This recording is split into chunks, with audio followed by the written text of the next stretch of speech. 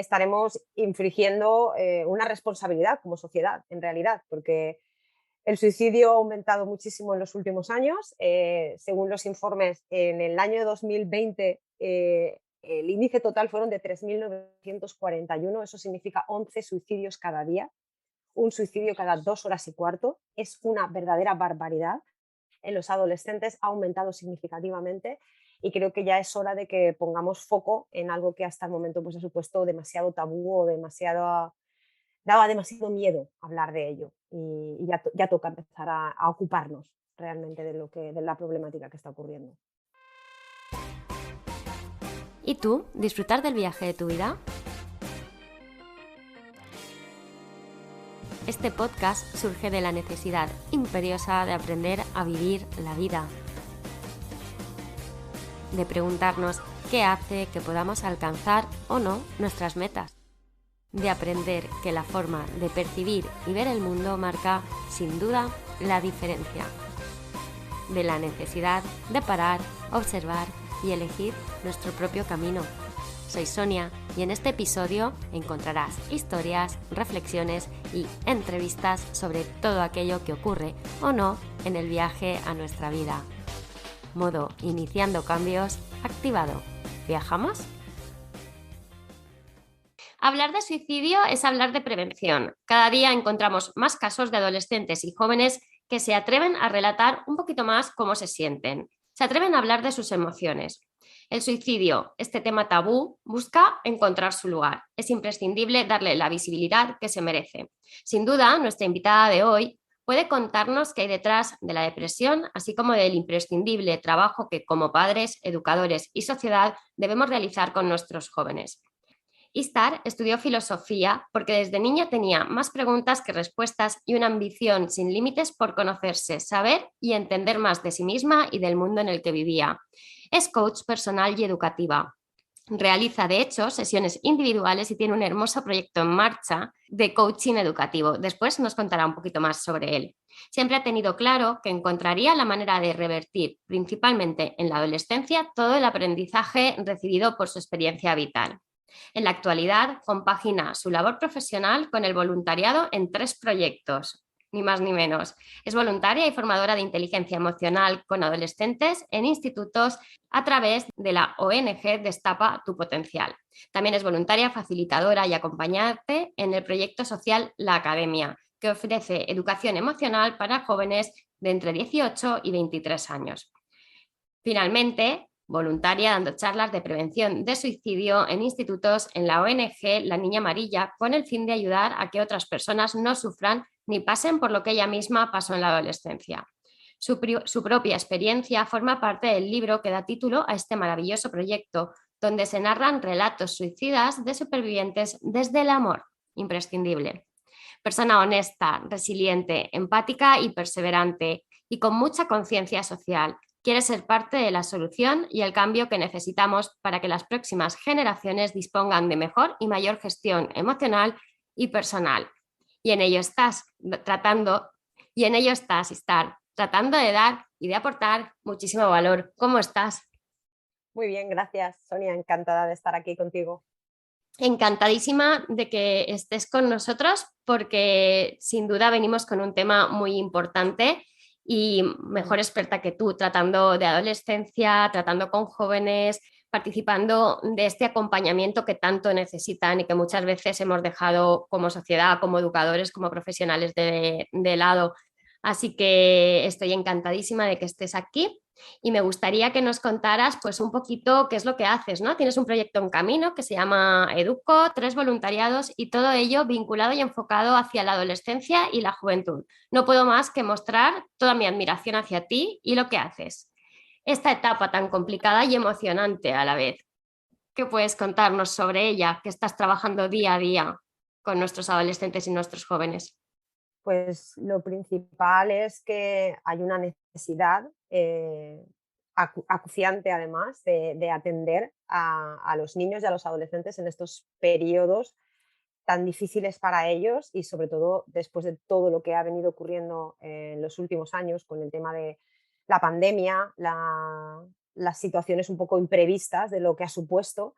Quizás nos todavía conscientes de hasta qué modo les ha hecho retraerse más en sí mismo, pasar más tiempo a solas, desconectarse más de la realidad, vivir las cosas más a través de las aplicaciones. Hay más soledad, hay más sensación de desconexión con ellos y ellas mismas.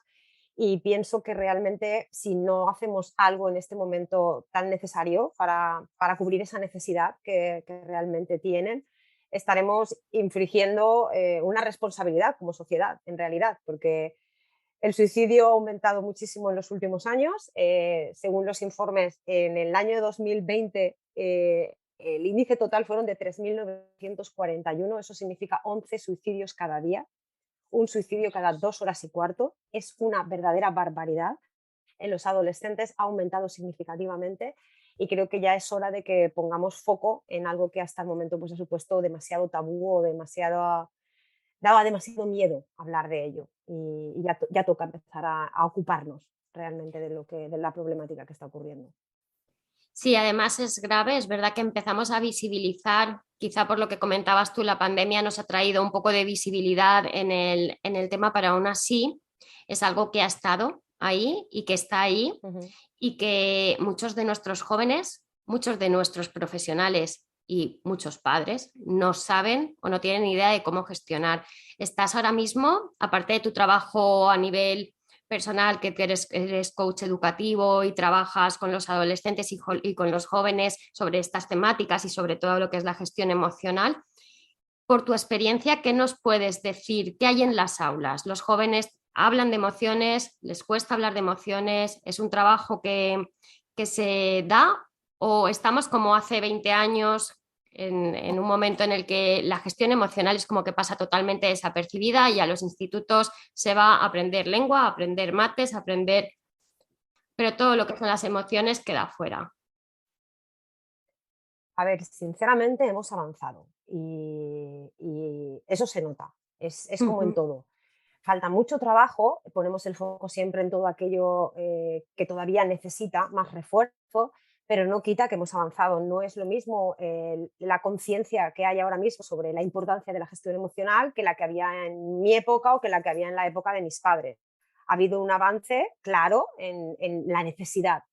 Lo que quizás faltan son medios, falta una organización mejor de contenidos, falta un sentarse y establecer unos protocolos realmente eh, que permitan que la gestión emocional forme parte del currículo de la educación y que no sea simplemente un aporte que se pueda facilitar pues, en tutorías o en extraescolares o Ujú. aquí tengo un huequito, conozco a alguien que se dedica a esto, pues como hacemos en Tesata, por ejemplo, realmente nos encargamos en horas de tutoría de poder dar esa parte de gestión emocional, de asertividad, de autoconocimiento, de esa carencia que existe, pero no formamos parte del currículum educativo. Depende del centro, del orientador, de que los tutores quieran facilitarnos esas horas de tutoría para poder hacerlo, pero sería muy interesante que empezara a verse la necesidad real que hay de incluirlo como asignatura desde primaria hasta que se vayan a la universidad, sinceramente. O sea, no pienso tampoco, se hace en algunos sitios, de hecho,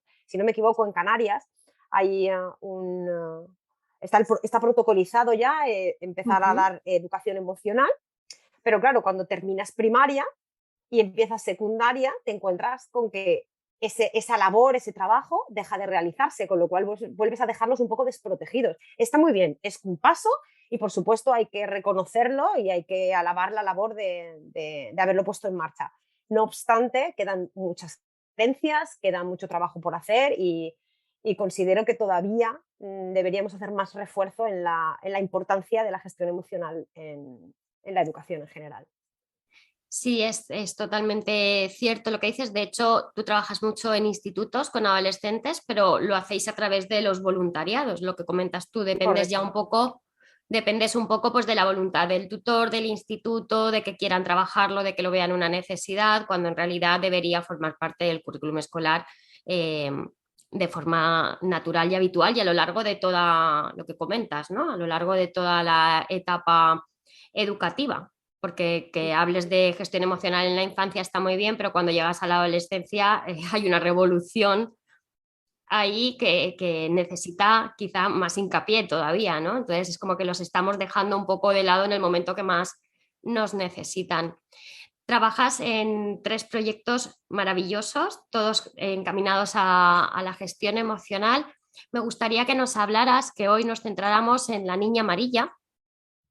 Formas parte de este programa, de este voluntariado y creo realmente que es una función muy bonita, igual que los otros 2 voluntariados, pero este quizá en especial porque hablas de este tema tabú que, como comentábamos, tú misma has podido, has pasado por ahí, sabes que se puede superar, pero que cuesta mucho y que hay un trabajo detrás de profesionales, de gente que también está especializada como tú. Me gustaría que nos contaras un poco qué es la Niña Amarilla, en qué consiste el libro, nos hablaras un poquito de todo este movimiento y que tenga la visibilidad que se merece, ¿no? Porque estáis haciendo una labor muy bonita. Pues la niña amarilla surge de mi compañera y amiga María de Quesada, que en una formación de yoga experimentó a un compañero, compartió con el resto de la gente su intento de suicidio. Ella en aquel momento se sintió como, ostras, a mí también me ha pasado, pero no se sintió con el valor de compartir, esto me ha pasado a mí también.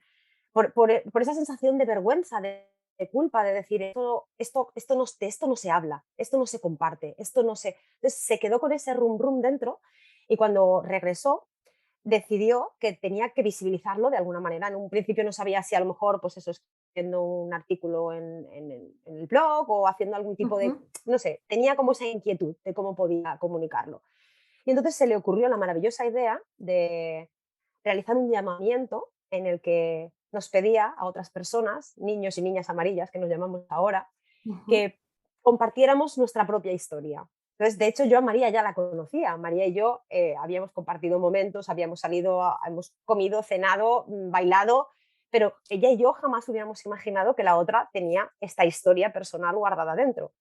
Cuando vi el Fíjate. llamamiento, me quedé como ostracista. Es como si la vida te estuviera diciendo, es tu oportunidad de sacar tu propia historia.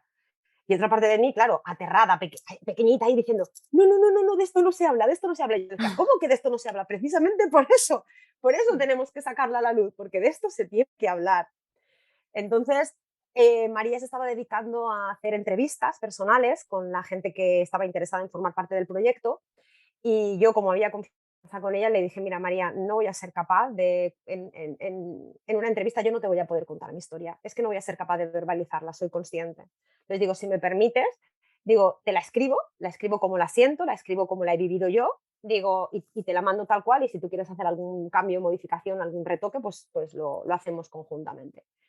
Y eso fue en la pandemia, durante la pandemia, mejor momento que ese, no había como para conectar conmigo misma, Sí. recuperar aquella adolescente, volver a sacar a la luz un poco todo lo vivido, la experiencia.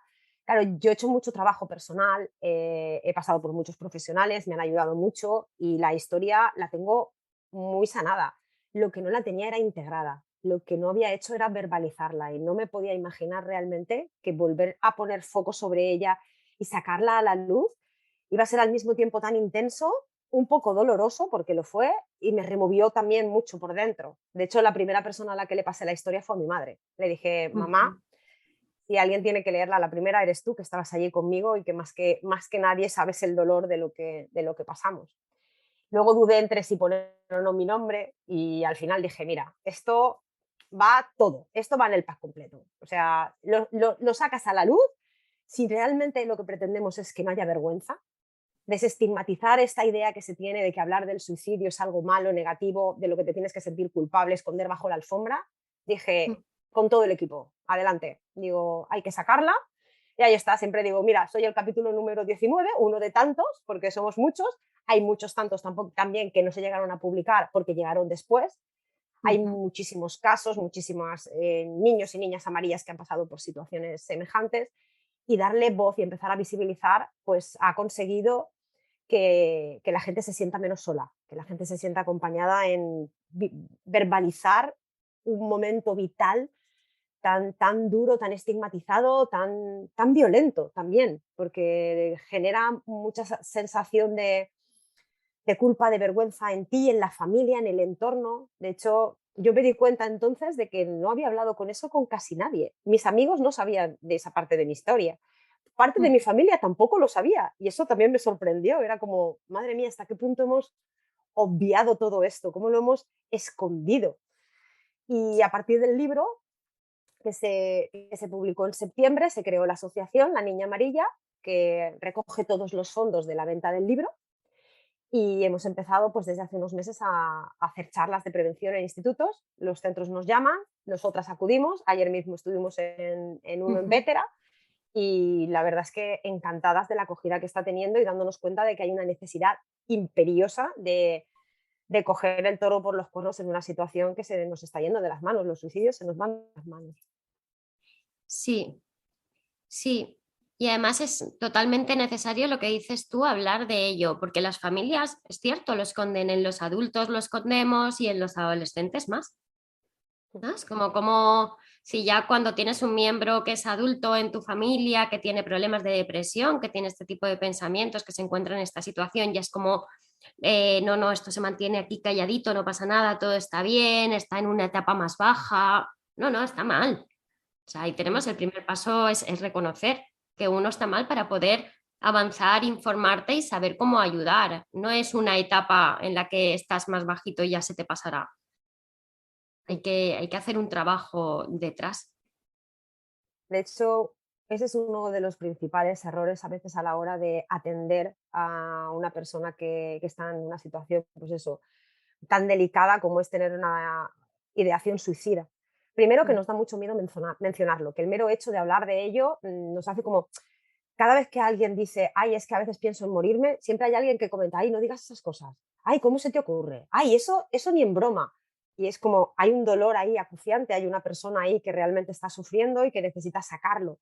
Con lo cual, el primer paso es empezar a nombrarlo con todas sus letras, poder decir la palabra suicidio sin que tiemble nadie, sin que el mundo parezca que de repente, Dios mío, ¿qué ha dicho?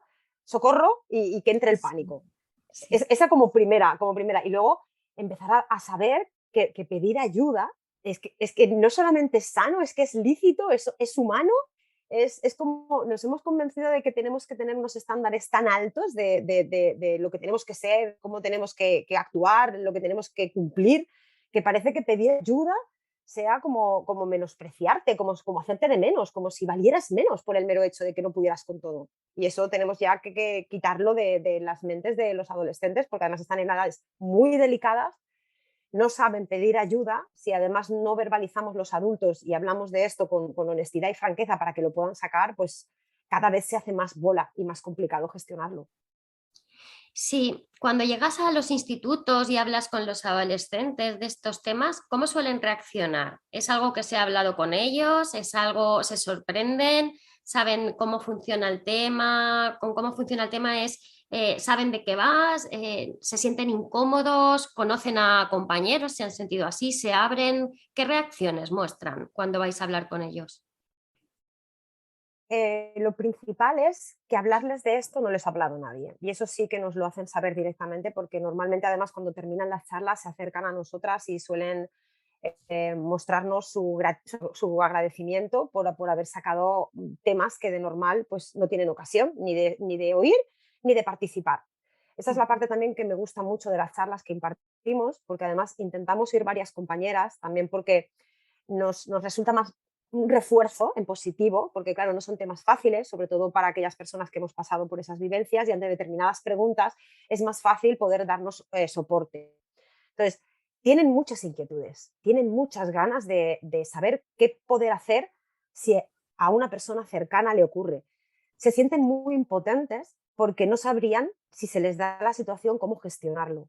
Algunas veces tienen casos cercanos de gente que lo ha intentado o gente que ha comentado y no ven por parte de los adultos tampoco que haya como un plan de acción que permita ese acogimiento o ese vamos a hablar del tema. Es como si hay un niño que de repente, porque hay niños, no solamente son adolescentes, ese es uno de los grandes Sí. mitos, los niños, por desgracia, también intentan suicidarse o incluso se suicidan. Entonces, si alguien lo intenta y la respuesta es no le saques el tema, ya se le pasará, digo, ahí flaco favor estamos haciendo. El silencio entorpece muchísimo la labor de sanación. No le puedes dejar a una persona inválida de capacidad para comunicarse, para poder expresar todo eso que siente dentro, porque si no lo saca, le acaba explotando en algún momento de su vida. Igual a lo mejor no ahora, pero se acabará convirtiendo a lo mejor, si no en un adolescente, en un joven o en una persona adulta que de repente haga no puedo más y pum, y ya está, y explote. Ujú. Incluso muchas veces tengo que decir esto de es llamada de atención. Es una llamada de Ahí tengo atención. mucho que decir, ahí tengo mucho que decir. Yo, es uno de los grandes mitos de los que hablamos cuando vamos a las charlas de prevención, y es que llamar la atención se tiene como algo negativo. Es como, ay, esta persona no para de llamar la atención, ay, es que este niño solo quiere llamar la atención, y lo vemos como algo peyorativo, como un drama queen, como un momento de no le hagas caso porque en realidad solo quiere llamar la atención. Y yo siempre les digo, ¿qué significa exactamente llamada de atención? Llamada de atención es necesito tu atención. Si Mm, necesito tu atención, será que hay algo que está fallando y necesito tu ayuda, necesito tu auxilio, necesito tu amparo, necesito que estés ahí conmigo. Que no siempre lo hacemos de la mejor manera y que hay muchas veces que tanto niños como adolescentes piden esa ayuda como saben, con esas llamadas de atención supuestas que en realidad sí, corresponden a su momento vital, a que no tienen herramientas, a que no saben hacerlo de otra forma. Pero la necesidad que esconden es atiéndeme, sí, es atiéndeme, hazme caso. hazme caso. Claro, porque lo necesito, porque estoy sufriendo, porque me pasa algo. Entonces yo siempre les digo, si alguien intenta llamar tu atención, dé tu atención, porque lo necesita. Ya tendrá momentos de aprender que a lo mejor existen otros mecanismos mejores de hacerlo, que existen otras fórmulas, que existen... Ya tendrá tiempo, pero en ese momento atiende a esa persona. Porque si en ese Ujú. momento no atiendes y validas lo que ocurre, probablemente lo que estás haciendo es dejando de lado a alguien que al final va a pensar que no importa, que no te importa lo que le ocurra, que no te importa su dolor, que no te importa eso que siente. Y eso sí que es terrible y además invalida a la persona a unos niveles que puede hacer que acabe empeorando una situación que podría de otra manera a lo mejor haber sido solucionado de mejor manera. Ujú. Como experta en el tema, ¿qué le recomendarías? ¿Qué señales puede encontrar un padre o un profesor en clase que diga, tengo que poner especial atención en esto? Pues en esto, como no hay un patrón exacto, ayer justo lo hablábamos también, que no hay un prototipo de persona, lo que sí que existen son señales como cambios significativos de humor. No significa necesariamente que se ponga más triste. Una persona puede estar pasando una depresión o puede estar incluso em, tanteando terrenos peligrosos respecto a su propia autoestima o a su propia seguridad y puede mostrar una apariencia de estar súper mega feliz, pero eso no es su actitud normal. De repente ves a alguien que va como demasiado pasado de rosca hacia arriba o que está Mm, más rabioso de lo normal. Es simplemente que su emocionalidad, su forma habitual de ser, y eso en la adolescencia ya resulta complicado porque hay mucha variabilidad, es estar atento a esos cambios de humor, a esos cambios de personalidad, a ese cambio que hay detrás. ¿Podría haber algo importante? Sí. ¿Podría no haberlo? Sí. Estemos atentos porque si en ese momento escuchamos, estamos ahí para poder hacer las preguntas adecuadas a esa persona, hacerle el acompañamiento necesario para que pueda expresar lo que siente, quizás lo que a lo mejor en un principio no es un problema, precisamente podría derivar en una solución rápida. Si no atendemos esos momentos a lo mejor de cambio, pues quizás se nos pueda ir un poco más de las manos. ujú. Actitudes diferentes a las habituales, comportamientos que no sean los normales. Ya digo, no tiene que ser tristeza. La tristeza es solo un signo más de las muchas emociones que pueden estar mostrando dolor dentro.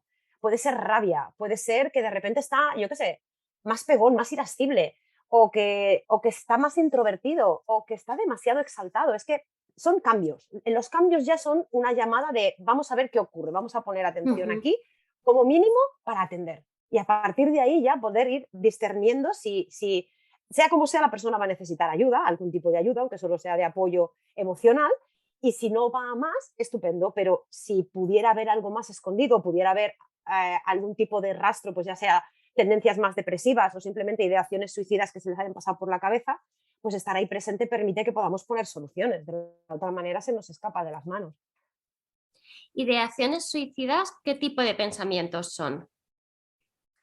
Ideaciones suicidas, yo tengo la teoría de que prácticamente esto es un porcentaje mío, no existe Ujú. ningún estudio ni nada, pero yo me atrevería a decir que igual un 90% de la población en algún momento de su vida se le ha pasado la idea. Eso no quiere decir que haya querido morirse, que haya querido suicidarse o que realmente haya tenido la tentativa de llevarlo a cabo, pero simplemente estar tan sobrepasado de ti, tan sobrepasado de las circunstancias, tan abrumado por lo que te ocurre, que digas, "Uf, estaría mejor si no estuviera, o ojalá no estar aquí, o me gustaría estar muerto". Y luego se te va.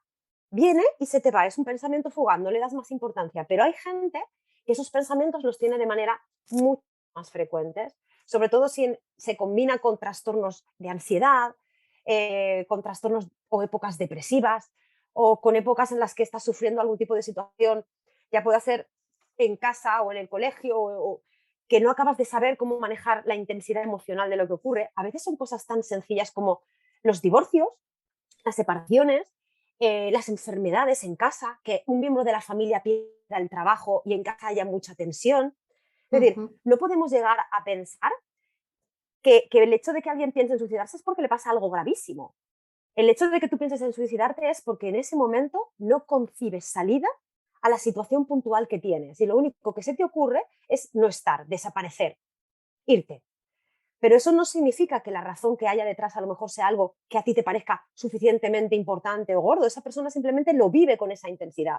Tiene como esa sensación vital de no puedo con esto, no puedo. Y claro, cuando eres un niño o un adolescente, el no puedo no es el mismo que en un adulto.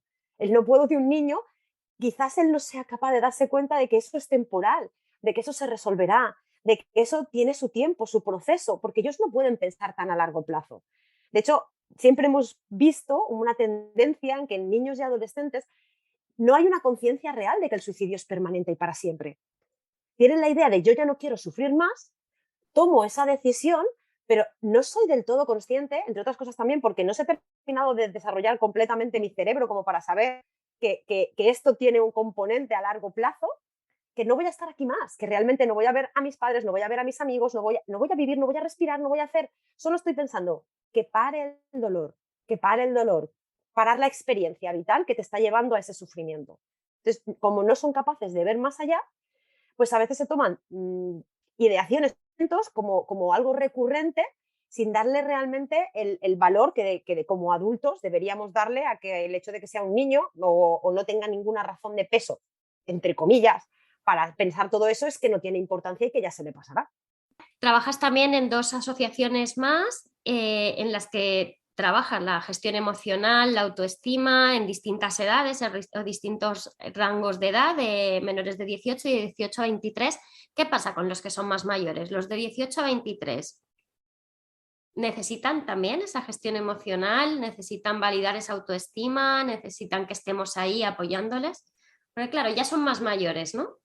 Ujú. Asociamos que el hecho de ser mayor de edad te da como cierto criterio, peso, validez. No nos damos cuenta de que si hasta esos 18 años no les hemos dado las herramientas necesarias para poder valerse y gestionarse en el mundo, los hemos dejado igual de desprotegidos que si los hubiéramos lanzado con 7 años a buscarse la vida. La única diferencia es que tienen más edad, pero las herramientas que les hemos facilitado son las mismas, ninguna. Entonces te encuentras con chavales, chavalas de 18 años, 19, 20, 21, no importa la edad concreta, que están estudiando una carrera pero no saben para qué, están intentando encontrar su lugar en el mundo y no entienden cómo ni quiénes son, no se conocen o lo que se conocen pues no se gustan, tienen las autoestimas muy delicadas, unos problemas de ansiedad horrorosos, o sea, es una de las cosas que más me ha impresionado en los últimos tiempos, es ver la cantidad de ansiedad que existe en jóvenes, o sea, es una barbaridad, o sea, están aterrados por las posibilidades de un futuro que todavía es incierto y como no tienen esas herramientas para poder darse cuenta de que certidumbre no hay en la vida para nadie, no saben cómo manejar cuando viene el miedo, la tristeza, la frustración, la rabia, es como, de hecho, hay un ejercicio que me gusta hacer cuando hago las charlas de gestión emocional y es que les hago escribir cuántas emociones conoces. Y en algunos casos me han llegado a decir, pero solo hay 5, ¿no? Y es, ¿cómo que solo hay 5? O sea, no tienen conocimiento, no es falta de ganas, es analfabetismo emocional. Nadie les ha enseñado no disponen de esas herramientas, no saben ponerle nombre a lo que sienten y como no saben ponerle nombre no saben manejarlo. Entonces, ¿qué pasa? Que van como pollos sin cabeza por la vida, dejando que las emociones les arrastren, tomando decisiones a lo loco, porque claro, piensas, sientes, actúas, pero no sabes por qué, ni para qué, ni qué hay ahí, ni cómo... Y entonces es como todo se hace una bola gigante que pensamos que solo es en la adolescencia y que arrastran luego después al resto de su juventud. Y probablemente si no hiciéramos aquí un poco de labor entre los 18 y los 23, yo te digo, podríamos ponerlos hasta los 35 o incluso poner de 40 a 50, porque los adultos también lo necesitan. Lo que pasa es que quizás en algunos casos están menos abiertos al aprendizaje. Están como más curtidos de la vida y algunos ya han hecho trabajo personal propio, algunos se han ido informando por su propia cuenta, pero es como que están más curtidos por la experiencia vital. Pero, por ejemplo, el manejo de la frustración, digo, con eso tenemos que hacer algo. O sea, es increíble. Las nuevas generaciones, esas que decimos que lo tienen todo, tienen un manejo de la frustración horroroso, horroroso. No entienden que algo no les salga o que algo no les vaya bien o que algo... les han vendido la moto social de que si haces lo que toca vas a conseguir los resultados que tocan y no se dan cuenta de que hay 1000 variables por el camino y que autogestionarse es la única garantía que puedan tener de asimilación de la vida, porque ya no es de resultados, es de por lo menos como mínimo de asimilarte, de aprender a gestionarte, de integrar esas cosas que te pasan y transitar las emociones, que no les dejamos a la gente que transiten las emociones. Es como, uy, no estés enfadado, uy, pero no te pongas triste, uy, no hagas no sé cuánto. Y es como, ¿cómo que no? Sí, sí, transítala. Cuando llegues a la emoción, pásala. Yo no digo disfrútala, pero casi. Es como, estás triste, llóralo. Estás rabioso, rábialo. Pero sé consciente, vive esa emoción y esa experiencia, forma parte de ti, intégrala como algo tuyo y libérala. Y verás cómo podrás aprender a manejar cómo baja su intensidad y el regulador serás tú. No será lo que te pase fuera. Nadie va a venir a cambiarte las cartas de la vida, nadie va a venir a hacerte un reparto más equitativo, justo, como quieras llamarlo. Eres tú el que vas a tener que enfrentar esas situaciones. La realidad no cambia, cambia como tú enfocas esa realidad. Eso lleva un trabajo detrás que, como tú bien dices, los padres muchas veces desconocen, ¿no? Ellos llegan a la situación de mi hijo tiene rabia, mi hijo tiene frustración porque no consigue lo que quiere, entonces empieza a portarse mal, yo le pongo límites. Y poner límites es yo te quito el teléfono, yo te dejo sin esto que te gusta, pues ahora ya no vas a esta actividad, cuando en realidad lo que tenemos que enseñarle también a los adultos de hoy es que esas emociones que a ellos no les han enseñado, que están ahí y que las han gestionado o las estamos gestionando como buenamente podemos, sí que están disponibles, o sea, sí que tenemos profesionales disponibles ahora para que enseñen a sus hijos a transitarlas o que les enseñen como padres. Yo soy fan de las escuelas de padres, soy fan de los grupos de padres y siempre voy a defender que dentro de incluso las aulas, los ayuntamientos, las organizaciones, se acompañe a los padres a enseñar emocionalmente a los niños, a convivir con esas emociones. Claro, de hecho, ahí la labor más importante es enseñarle a los padres a manejar, conocer, gestionar sus propias emociones para que así, desde el propio ejemplo, puedan a su vez enseñar a sus hijos a hacer lo mismo. Con los niños pasa una cosa muy curiosa y es que no nos gusta ver a un niño llorar, no nos gusta ver a un niño frustrado, no nos gusta ver a un niño triste y tenemos mucha tendencia a distraerlo con cosas para que paren esa emoción, para que atiendan otra cosa. No nos damos cuenta de que cuando utilizamos la distracción como mecanismo de evitación de eso que sienten, lo que estamos haciendo es anestesiar esa emoción. Estamos provocando que a la larga, luego cuando tú tengas esa emoción digas, ay, espera, voy a hacer algo para distraerme, voy a ponerme el móvil y a jugar con los jueguecitos, o voy a ponerme la tele hasta que me canse, o voy a no sé qué. O sea, luego como adultos no somos capaces de transitar esas emociones porque desde niños nos han dicho que cuando tienes una emoción, distráela, haz otra cosa, diviértete, mira un pajarito, mira no sé cuánto. Lo hacemos con toda la mejor de las intenciones, porque no soportamos ver el sufrimiento en otro, pero no nos estamos dando cuenta de que ahí no estamos validando la emocionalidad de esa persona, no le estamos dando el espacio de transitar algo que es súper sano y súper importante, que es la emocionalidad. Si los padres empiezan a tomar conciencia de que si tu niño llora, que llore, pero y que sepa que estás ahí, no es a la que llore hasta que se canse, no se trata de eso, es yo estoy aquí, yo, si necesitas algo, yo te atiendo, cuando pase todo la marabunta, estoy aquí, disponible para ti. Y no irte, tú estar allí, que sepa que estás, que puede abrazarte, que puede cogerte, que puede estar contigo, que puedes incluso darle la mano si lo necesitas, si lo quieres, o incluso un abrazo. Pero que no sea en plan, mira, ahí te dejo hasta que te canses y ya se te pasará. Porque eso tampoco ayuda. Ahí es una sensación en un niño, está desamparado, no tiene recursos para poder atender. Ahí es el adulto el que tiene que ayudarle a regular ese estado emocional. Y ahí la labor de los padres, de las familias, es imprescindible. Sí, sí, es imprescindible y hay mucho desconocimiento, por desgracia, ¿no? Muchos adolescentes piden ayuda a sus padres y los padres consideran que no es un problema suficientemente grande como para ir en busca de esa ayuda.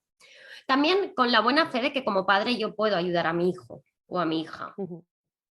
Entonces, claro, ese momento de ver la diferencia de cuando estoy preparado como padre para trabajar con mi hijo sus emociones y cuando esto es cuestión de que lo gestione un profesional, básicamente porque como padre tú ya estás implicado emocionalmente y estás tan implicado emocionalmente que no vas a poder ver más allá.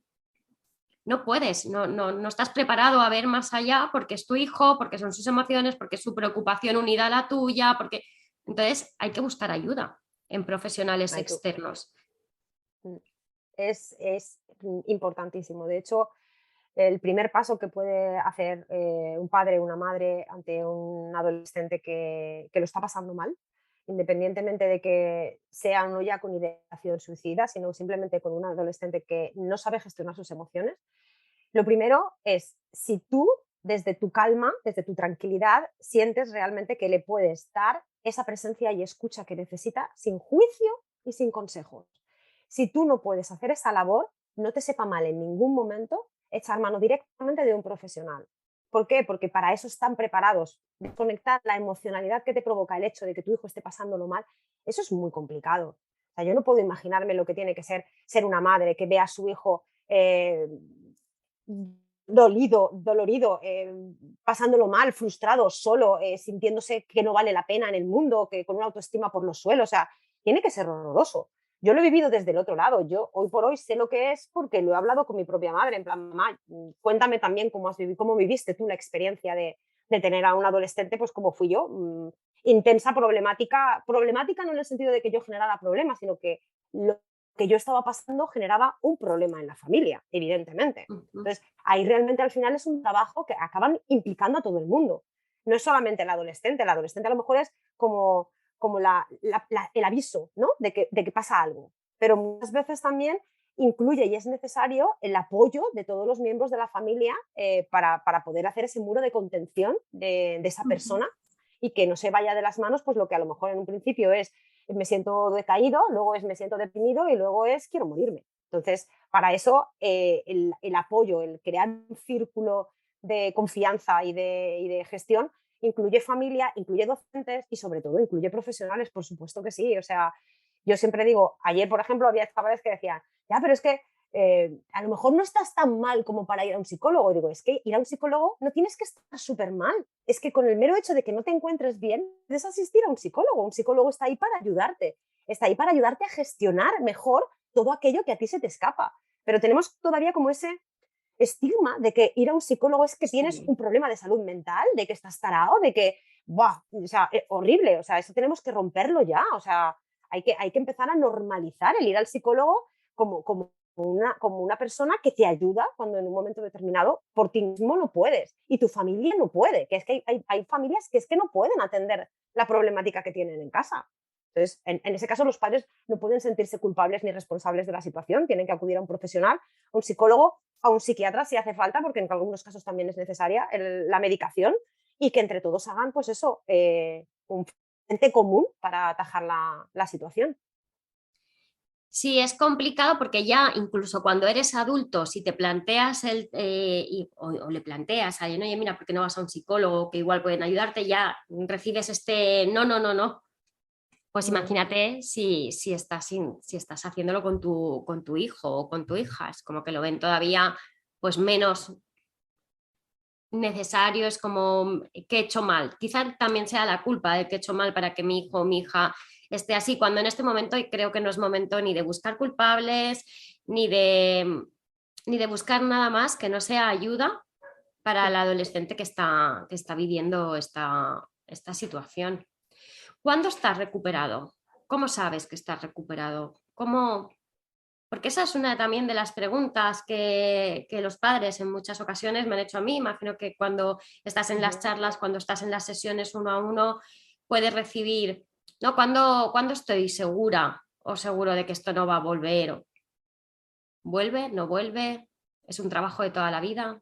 Depende. Hay una parte que yo te diría que hay una parte que es trabajo de toda la vida, pero también te diría que en función de lo pronto que se pille, es decir, si simplemente la persona, por ejemplo, está un poco más desanimada o simplemente notas, como ha pasado recientemente, el caso de una persona cercana que empezó a notar que su hija tenía un comportamiento anómalo con la comida y fue previsto y en lugar de decir, va, es una tontería y no tiene mayor importancia, decidió directamente ir a un profesional y que su hija pudiera hablar con esa persona para que pudiera empezar a verbalizar lo que sea que estaba empezando a removerse dentro de esa persona. Eso no pillado a tiempo podría haber derivado en un trastorno de alimentación que con el tiempo se hubiera agravado y probablemente hubiera tardado muchísimo más tiempo en salir o recuperarse. Entonces, cuanto antes seamos capaces de ver las señales y de poder poner un poco de freno en esas ideaciones o en esos posibles trastornos, porque los hay, tanto de ansiedad como de alimentación, como de cualquier tipo de los que puedan desarrollar ahora mismo los jóvenes, sinceramente, eso hará que el tiempo sea menor. Ahora, claro, se agrava. Yo, por ejemplo, en mi caso, claro, desde cuando yo empecé a sentir que no estaba bien, y de hecho yo creo que mi depresión me duró por lo menos, si soy honesta, unos 4 años. Lo que pasa es que con intensidades variables. Aún así, el riesgo inicial fue más grande, desde que tuve el intento de suicidio y durante los 3, 6 meses posteriores es cuando más riesgo hay, porque es cuando hay más posibilidades de que la persona tenga una recaída y lo vuelva a intentar. Cuanto más tiempo pasa, probablemente más se va distanciando, lo que no quita es que como es un recurso que ha tenido la persona, es muy fácilmente accesible. Entonces, hay que hacer mucho trabajo personal para que esa necesidad que intentabas cubrir con el desaparecer lo puedas hacer de otras formas. Entonces, cuando tú te das cuenta en momentos de crisis, yo creo que, por ejemplo, yo ya supe que estaba bien en el momento en el que en la misma semana perdí mi pareja, en 2 semanas fue, perdí mi pareja, perdí mi trabajo y me echaron del piso y no recaí de ningún tipo. No recaí ni en el trastorno de alimentación, ni tuve en ningún momento un Dios mío, no puedo con esto, me voy a morir. ¿Lo pasé fatal? Sí. ¿Me harté de llorar? Sí. Pero también tenía como una conciencia de lo mal que lo has pasado ya en tu vida. ¿En serio esto va a poder contigo? Y enseguida había una voz en mi cabeza, ni de coña, ni de coña, ni de coña. Entonces, es como ese fortalecer la autoestima de todo el trabajo personal que has hecho, hace que cuando llega ese momento y te enfrentas a la situación, veas si efectivamente estás preparado o no. Aún así, que no lo estás y te viene el pensamiento, para eso está el psicólogo. El psicólogo es una persona que no está solo para el momento de la gravedad del asunto, sino que si a lo largo de tu vida tienes un momento puntual en el que se te va de las manos la situación, te desborda la emocionalidad, tienes un momento vital en el que no sabes qué hacer, vuelves y, oye, es como una especie de refuerzo, de taller de reparaciones, de reajuste de lo que te pasa, y eso no significa que sea una recaída, no significa que hayas vuelto a empezar de cero, no significa absolutamente nada, significa solo que estás atento. Pero estás atento ya tú, ya no tiene que decirte otro, oye, estás bien, para que tú tomes conciencia de que necesitas ayuda. Esa es la diferencia. Yo creo que cuando tú empiezas a saber que necesitas ayuda por ti mismo, ya puedes decir que estás en buenas manos. Porque ya has tomado la conciencia y la responsabilidad de ti mismo como para saber que en el momento en el que estés mal, tu recurso va a ser buscar ayuda y no venirte abajo. Y eso ayuda una barbaridad. Entonces, ¿dejar de haber riesgo? Pues supongo que mientras vivamos riesgo hay. Pero eso no es malo. ¿Por qué? Porque si eres capaz de saber y de reconocer cuándo tienes que pedir esa ayuda o cómo pedir esa ayuda, realmente los recursos los tienes accesibles para ti. Y entonces además te da un poder sobre ti misma que te permite pues, decir, pues no pasa nada, porque para eso están los profesionales, para echarme una mano, para ayudarme, para lo que necesite. Sí, qué bueno, claro, es que es como al final son emociones, pues es lo mismo que si lo que te pasa es que eres incapaz de controlar tus estímulos y eres, pues muestras agresividad ante una situación, ya no hacia ti mismo, pues hacia objetos con objetos o contra otras personas, pues bueno, al final puedes aprender a controlar esta ira, pues igual puedes aprender a controlar esta emoción negativa simplemente buscando ayuda, ¿no? Reconociéndolo, pues si yo tengo un problema de impulsividad y de repente veo que la situación me está superando y no puedo, ir a un psicólogo o a un experto que me acompañe para poder volver a recuperar mi calma, pues sería un poco lo mismo, pero con estas emociones más en torno a la Correcto. depresión, a la ansiedad. De hecho, a ver, no volverá a ser lo mismo. Podrás tener episodios y podrás tener momentos y a lo mejor en algún momento se te pasa un pensamiento, pero será un pensamiento fugaz, no será ese recurso mental que te gotea y te va haciendo clan, clan, clan hasta que al final no puedes más, ¿no? Porque ni tú eres la misma persona, y eso es una cosa súper importante saberla y recordarla, no eres la misma persona que cuando te pasó la otra vez, ni siquiera aunque hayan pasado 6 meses o un año, tú ya no eres la misma persona. Vamos cambiando, vamos evolucionando, vamos creciendo. Entonces, cuando llegues a otra situación nueva, es ver con qué recursos cuentas que antes no tenías para poder enfrentar esa situación. Entonces, es sentarte, ver el abanico de opciones que tienes, de las herramientas que has aprendido, que todavía necesito una puesta a punto y necesito un psicólogo o una persona que me acompañe en ese tránsito, maravilloso, echo mano de ello. A lo mejor es simplemente una charrada con un buen amigo y decir, mira, me ha pasado esto y necesito verbalizarlo. ¿Por qué? Porque tú ya has hecho un trabajo previo, con lo cual a lo mejor simplemente sacarlo a la luz y poder hablarlo abiertamente ya te produce el mismo bálsamo de calma que haberlo hecho de otra forma. Entonces, el hecho de que vuelva en algún momento pues, ese pensamiento a rondar tu cabeza, no hay que darle una importancia vital de Dios mío, vuelvo a estar otra vez como estaba. No, para nada. No estás en el mismo sitio. Claro, son aprendizajes que ya traes, ¿no? Mm. Igual que llevamos nuestra mochila con nuestras cargas, también llevamos nuestros aprendizajes en el camino y claro, tú ya has hecho ahí un aprendizaje importante. Los propios adolescentes, cuando hablas con ellos, ¿saben qué les pasa o no saben identificar qué les pasa? Te diría que la primera respuesta que le sale a un adolescente cuando le dices, ¿qué te pasa o qué sientes? Es, no sé. Pero cuando escarbo, siempre acaba saliendo. Lo que no han tenido es ni tiempo, ni paciencia, ni modo, porque no les han enseñado cómo, de sentarse a esclarecer y poner luz en todo eso que les ocurre. Como no saben, cuando se atienden y miran, hacen, uff, qué susto, aquí hay demasiadas cosas y no tengo ni idea ni de por dónde empezar. Entonces te sueltan, no sé, no lo sé, no lo sé, no lo sé. Pero cuando te sientas con ellos, empiezas a ordenar su historia, su pensamiento, sus emociones, ellos mismos acaban sorprendiéndose de ver que sí saben, de que en realidad lo que pasa es que no sabían cómo, pero sí sabían. Lo que pasa es que el cómo estaba todavía por llegar. Claro, Y ahí una se vez empiezan a necesita. encontrar ahí Sí, una vez empiezan a ver las conexiones y empiezan a darse cuenta de cómo funciona su propia cabeza. De hecho, es algo que les fascina. Yo cuando les explico cómo funciona su cerebro o cómo funciona la mente, emoción, comportamiento, o sea, les encanta conocerse, les encanta saber más de su funcionamiento interno, les encanta saber que existen cosas llamadas emociones y algunas de las cuales no tenían ni idea de qué nombre tienen. O sea, es que les fascina. sí. De verdad, cuando les explicas cosas de sí mismo, están muy interesados en conocer y saber más acerca del funcionamiento interno. Sí, es verdad. Además son esponjas. Son esponjas que solo quieren saber. Me hacía gracia cuando has dicho, muchas veces te sientas a su lado y les preguntas qué te pasa y dicen, no lo sé. Y entonces hay que esperar, indagar, hurgar. El problema es que no tenemos tiempo ahora, ¿no? Es como tú llegas a un Ujú. adolescente, lo ves triste, decaído, o la ves un poco más baja o hasta llorando, ¿qué te pasa? Ay, no lo sé. Y le das como 5 minutos y si no te recibes mucha contestación ya es, bueno, ya se te pasará, ¿no? Es como, no es importante, es un adolescente. ¿Va? No, hay que estar Ujú. ahí. Hay que ver más allá de las palabras, hay que estar en los momentos en los que te necesitan, de verdad. Y hay que dedicarles tiempo. O sea, es que detrás de ese no sé, a lo mejor hay 5 minutos de silencio. Bueno, pues vamos a esperar esos 5 minutos de silencio para que ubiques tus ideas. Porque ya siendo adultos nos cuesta muchas veces explicar cómo nos sentimos, en los adolescentes mucho más, y a lo mejor solo necesitan tiempo y que estés a su lado. Lo que comentabas antes, ¿no? O sea, está llorando muy bien, no sabes cómo expresarme lo que sientes, no sabes muy bien qué te pasa, pero estoy aquí, te acompaño para cuando seas capaz de ponerle palabras a lo que sientes, poder estar aquí contigo. pero tenemos prisa, tenemos mucha prisa. Vivimos en el mundo de lo queremos todo para ayer.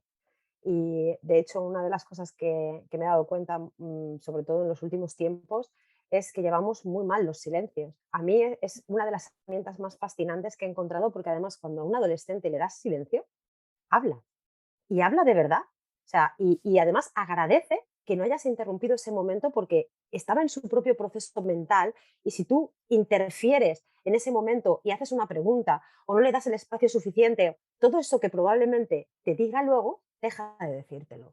Entonces, cuando le hagas una pregunta, dale el espacio, que si son 5, que si son 10, que si son 15, hay que tener mucha paciencia y además dejarlos con ese rumiar suyo, que a lo mejor es más lento de lo que a ti te gustaría, pero es que lo necesitan. Están ordenando a su manera todo ese batiburrillo que tienen dentro, de forma que puedan tratar de explicarte. Hay veces que te dicen, a ver, no sé, a ver cómo me explico.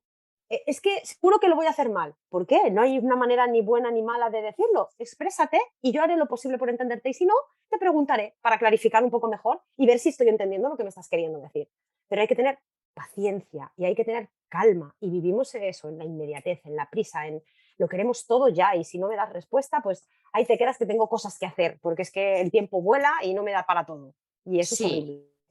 eso sí, es lo peor que puede tener un adolescente, ¿no? O sea, Mm. el tener necesidad de decir algo y no tener ese tiempo.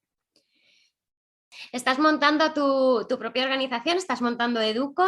¿Lo tienes ya casi en marcha? ¿Nos puedes contar un poquito en qué consiste? ¿Cómo vais a ayudar? ¿Cómo vais a ayudar? ¿No? Ya estáis bueno, tú estás en ello desde hace ya tiempo.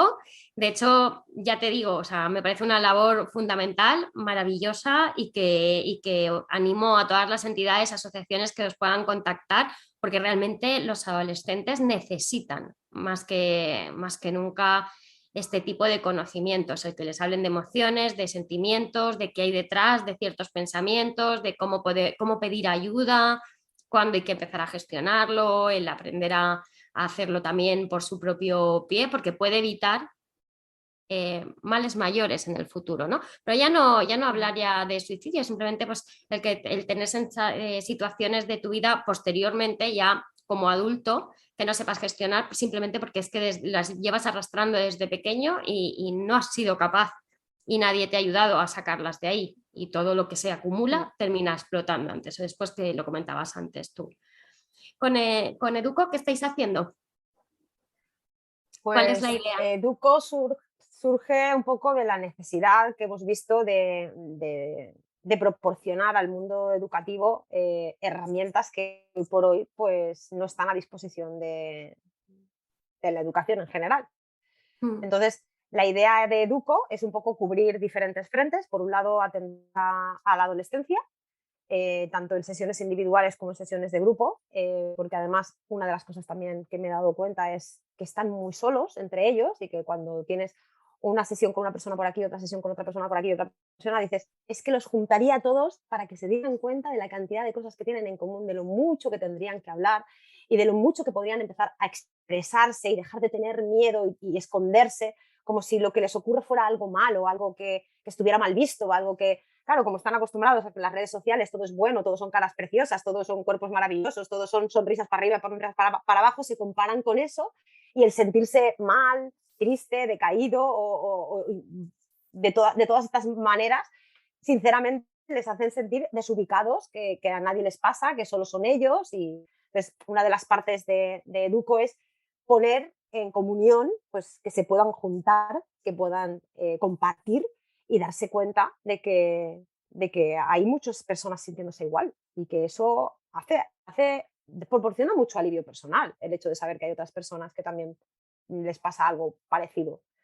Por otro lado, tenemos la pata de las familias, que es súper importante, que es lo que estábamos hablando antes, educar en gestión emocional a las familias para que puedan dotar de herramientas a sus propios hijos e hijas, porque como hemos visto, la educación se está quedando corta, pero es que no solo eso, es que hay parte de la labor que la tienen que proporcionar las familias directamente. Entonces, los padres, las madres tienen que empezar a poner sobre la mesa pues las problemáticas reales de lo que ocurre en su día a día, no con culpa, no con es que no lo estoy haciendo perfecto, es que no lo estoy, no pasa nada, es cada día un poquito más el darte cuenta, el saber gestionarte mejor, el poder decirle a tu hijo, oye, mira, mamá hace lo que puede, pero hoy tiene un día muy cansado, o mira, cariño, siento haberte gritado, pero es que hoy no podía más. O sea, que podamos darles herramientas para que entiendan que hablar de eso y hablarlo y expresarlo directamente con sus propios hijos. Si a una hija adolescente viera a su madre decirle, mira, cariño, de verdad que lo siento, hoy he tenido un día fatal en el trabajo y no era mi gritarte, de verdad que lo lamento.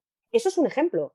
Eso hace que el hijo, sin que tú le tengas que decir, después de hacer una cosa así, que menos que me pidas disculpas, lo habrá vivido con tu propio ejemplo y probablemente nazca de forma natural. Entonces, seamos ejemplos de esos cambios que queremos ver porque es la mejor manera de integrar el comportamiento. El modeling, que te vean hacer algo para que de ahí copien lo mejor de ti. Sí. Por otro lado, a los profesores, claro, lo mismo en el mundo educativo, pues de la misma manera que las familias son un pilar importantísimo, los educadores, profesores, orientadores necesitan también herramientas de gestión emocional para poder enfrentarse a las problemáticas que hay en las aulas. Eh, Son muchas, muy diversas, entonces la idea es un poco poder dar herramientas en diferentes frentes. Y luego también la cuarta pata es un poco cara a instituciones y corporaciones y organizaciones, pues seguir facilitando pues, todo ese tipo de herramientas para formar a las personas que luego se encargan de formar a las personas. Es decir, que vaya un poco más allá para que cuanto más tiempo cubramos de personas que alcancen cierta maestría emocional, es que vamos a tener una mejor sociedad, es que vamos a poder tener mejores seres humanos que se autogestionen mejor, que se regulen mejor, porque todo lo que además sea para ti, luego va a repercutir positivamente en cómo te relacionas tú con las personas de tu alrededor. Y eso a mí me parece una labor emocionante. Creo Sí. que deberíamos ser más los que estuviéramos haciendo este tipo de cosas. Yo animo a la gente, digo, esto es para todos.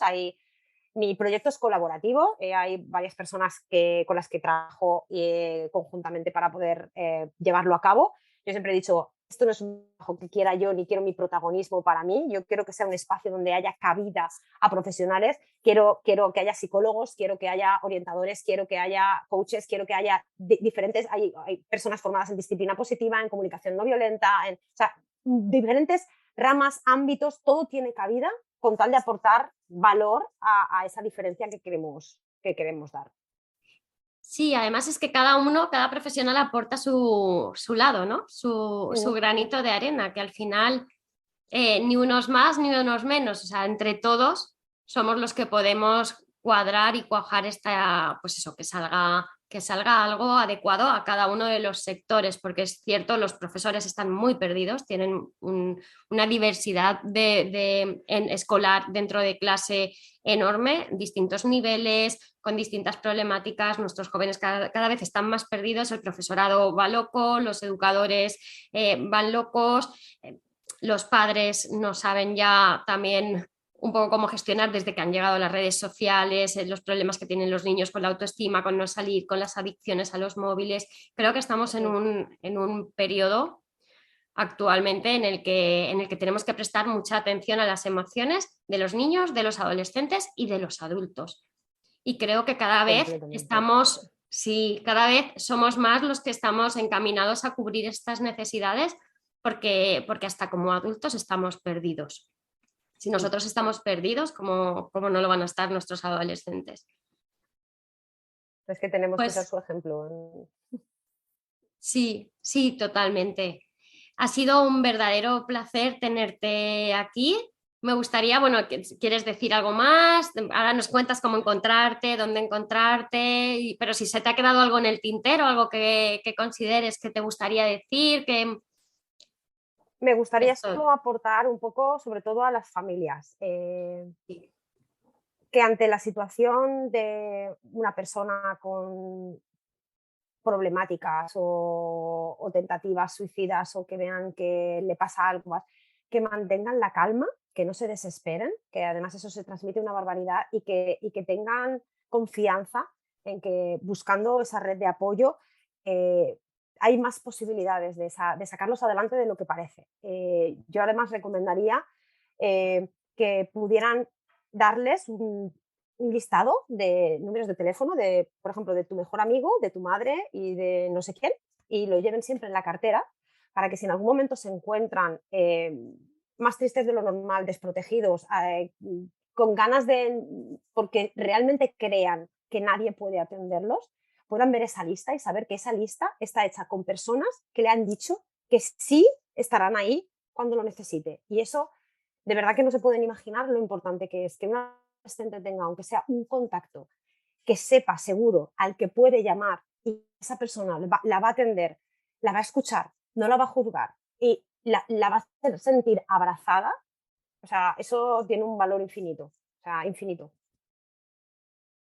Ahora que lo dices, bueno, se me han puesto los pelos de punta cuando te estaba oyendo decir esto, porque es verdad que en los momentos en los que peor están, muchos adolescentes no saben a quién recurrir, ¿no? Es como, ¿y cuándo pasó esto? ¿No? Pasó hace 2 semanas y acudiste a alguien, se lo has dicho a tus padres, no, no he dicho nada, ¿no? Es como estoy esperando que llegue el momento de hablar contigo, te lo cuento, pero no he dicho nada antes. O sea, me he comido esta situación yo sola o yo solo y ostras, es que en ese momento es cuando necesitas a personas que estén ahí. Es que ese es el paso, ese es el momento. Está el teléfono de la esperanza. Dentro de poco estará el 024, que por fin va a ser un teléfono gratuito puesto para que es la línea de ayuda a la prevención del suicidio. Me hacía mucha falta, creo que no estará activo hasta mayo, pero que se empiece a conocer que ese número también existe. Si no tienes en ese momento el valor de llamar a tu amigo, a tu madre o a quien sea, que sepas que hay alguien que te va a atender. O sea, que no te sientas desprotegido y desamparado. Es que no hay nada más desolador que sentir que sobras en el mundo y que cuando quieres tirar de ayuda no encuentras cómo ni a quién. O sea, eso proporciona la mayor negrura, la mayor... Es como quedarte ciego de golpe. Entonces, si en ese momento esa persona ha podido hablar con un adulto que le haya podido decir, mira, tienes el teléfono de la esperanza, tienes mi teléfono y tienes además el 024. Y si necesitas ayuda, tienes el del tal psicólogo. O sea, lo que sea, pero que tengan en su cartera o en su móvil o en su lo que sea, ese número de teléfono al que sepa que pueden recurrir. Eso es vital, de vital importancia que lo remarquen una barbaridad. Me gusta muchísimo que nos lo digas, es algo que no conocía y sin duda seguro que a todos los padres, madres, educadoras que nos escuchan les va a venir muy bien y lo utilizarán como recurso. Yo la primera, ya te digo, porque me parece una gran idea y de mucho valor, además. Pues lo dicho, ha sido un verdadero placer. ¿Dónde pueden comprar el libro de la Niña Amarilla? Que los fondos están un poco encaminados para trabajar todo este tema. ¿Dónde lo pueden encontrar las personas que quieran comprarlo? Pues por suerte la Niña Amarilla hoy por hoy se vende en casi todas las librerías y no está directamente, se puede pedir, porque además tuvimos la gran suerte de que Penguin está detrás de la edición, con lo cual pues ha tenido una gran acogida y eso ha permitido pues eso, que ahora Muy va por la bien. segunda edición y con suerte, pues sí, irá más. La idea es el año que viene, además, queremos trabajar en una guía didáctica para poder Ay, qué proporcionarla bien. a los institutos, para que puedan trabajar el libro en clase, porque de esa manera ya no solamente tendrán las charlas de prevención, sino que podrán tener una guía con la que poder trabajar en las propias clases con el alumnado, los capítulos que consideren, la temática, o sea, la idea es proporcionar algo más completo para que pueda Ujú. ser una guía autónoma que puedan utilizar los docentes en las clases y que eso refuerce también un poco el hablemos del suicidio abiertamente y que esto no sea un problema o algo que me vinieron un día a dar una charla, sino que se pueda poner en plan, pues eh, una clase, dos, vamos a trabajar, como hacen proyectos, lo mismo que hacen un proyecto sobre, yo qué sé, Sí. el cosmos Mm. o no sé qué, pues de la misma manera trabajar la prevención del suicidio como una manera muy normalizada de sacarlo Me a encanta, colación. me encanta. ¿Dónde te pueden encontrar a ti? ¿Cómo pueden solicitar vuestra ayuda? Lo dejaré en las Pues, notas del podcast, pero... pues a mí, ujú, vale, a mí personalmente, bueno, yo ahora mismo estoy en Instagram como Ujú. Reconéctate contigo. En breve estaré también como Educo. Lo que pasa es que como Educo todavía no está todo construido y cuando ya esté todo, pues empezaré a comunicarlo. O a la Niña Amarilla, que es la Nina Amarilla, que también los pueden seguir en Instagram. Tienen el correo electrónico de la propia Niña Amarilla para ponerse en contacto con nosotras y poder solicitar charlas en sus centros para que podamos acudir. Somos un grupo de voluntariado y intentamos un poco acoger a todas las personas y solicitudes que nos llegan. Jolín, qué bonito, qué bonita labor. Yo de todas formas lo dejaré anotado en las notas del episodio para que lo tengan todo ahí claro donde poder y por escrito donde poder conectar contigo y contactarte. Y bueno, pues ha sido un verdadero placer tenerte por aquí, todo un descubrimiento y estoy segura de que seguiremos colaborando juntas. Maravilloso. Nada me gustaría más, Sonia. Un abrazo grande, guapa. Un abrazo, guapa. Gracias por estar este ratito conmigo un domingo más. Recuerda que puedes suscribirte en cualquiera de las plataformas. Solo presiona el botón seguir para que no te pierdas ningún episodio. Si crees que algo de lo que has escuchado puede servirle a otra persona, no dudes en compartirlo. Si además quieres decirme algo, tienes alguna duda, si te ha gustado el episodio, puedes hacérmelo saber en comentarios o a través de las redes sociales. Gracias de nuevo por viajar conmigo. Nos escuchamos, nos vemos el próximo domingo.